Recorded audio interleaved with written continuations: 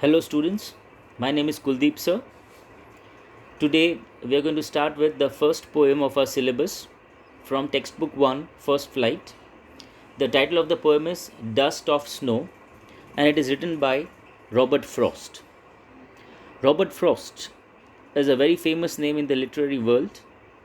He was an American poet and he was considered one of the greatest realists. Realist person, a poet or a writer who writes on themes which have been drawn from real life situations. Robert Frost had achieved expertise in this genre. Now, the poem Dust of Snow. Before we start with the poem, let us discuss about the title Dust of Snow. Dust usually we consider as the things which are useless lying around, okay, mud or dirt, that is. But here the meaning of dust is actually taken in the form of a verb, that is dusting. Okay, when something falls off, that way it is dust. When you're cleaning your house and you're cleaning your attic with a broom, and when you start shaking the broom, the dust starts falling down, that's also called as dusting. So here the applicable meaning is the dust falling down, dust of snow. Now, in our day-to-day life, you all must have observed not all days are the same.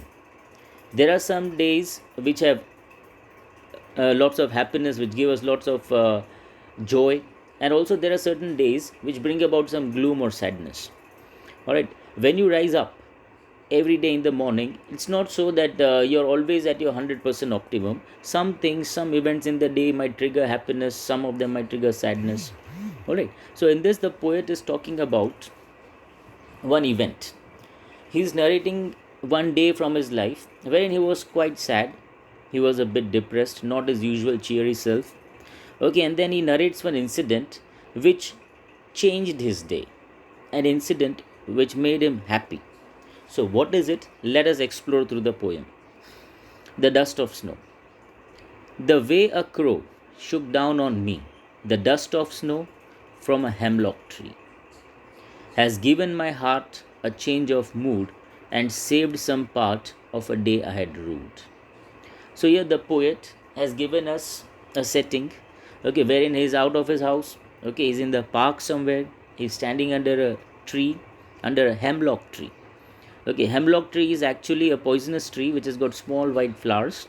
Right. So he's standing under a hemlock tree and he's brooding, he's thinking, okay, he's sad, and he's trying to uplift his own spirits, but the gloom is pulling him down. Now, when he is so busy, lost in his own thoughts, lost in his own sad thoughts, something happens.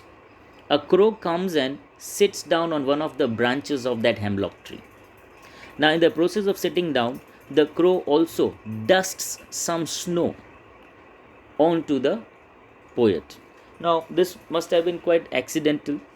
Okay, the crow must have just sat on that particular branch, and he must have let some snow fall down on the poet. Whatever the reason might be, the sitting of the crow on the branch led to some snow falling onto the poet. The poet is all of a sudden jerked from his reverie. He's pulled out from his gloomy thoughts, and he looks up and he sees the crow and he sees the snow, okay, the flakes of snow that has fallen on his shoulder. And this dust of snow gives him a new heart. He looks up at the crow, he looks at this situation, this snow dusting and falling over him all of a sudden. Okay, it makes his heart light. He's suddenly pulled off from his negative thoughts and he gets a different perspective.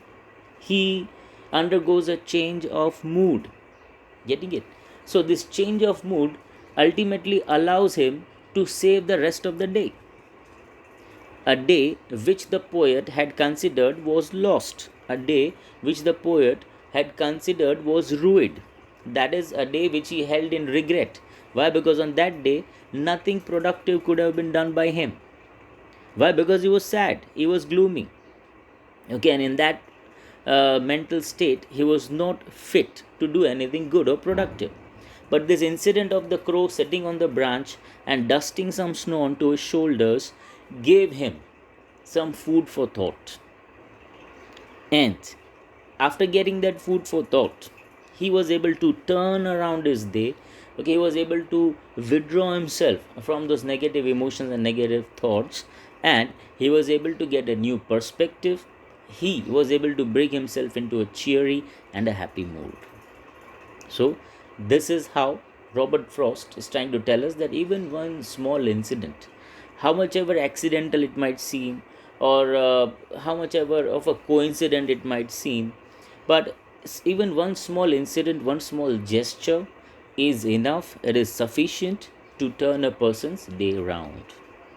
So, the message of the poet is very much clear that just like some dust, insignificant, some very insignificant dust of snow was able to change his mood, change his mind, he also says that if we try to find positive things around us, okay, if we look at the things from a different perspective, then we will also be able to save ourselves. Here, he was saved by the actions of the crow and the falling of the snow. So, like that, whatever things happen in our life, we need to take them in a positive manner, and we need to use them to make it better for us. Okay. The poem is quite short. There are two difficult words in this, the hemlock tree and rude. Okay, hemlock tree, as we discussed, is a poisonous tree, and rude means something which you hold in regret of, something which you think might not have happened. Okay, should not have happened, in fact. So, here we end the summary of Dust of Snow by Robert Frost. Thank you.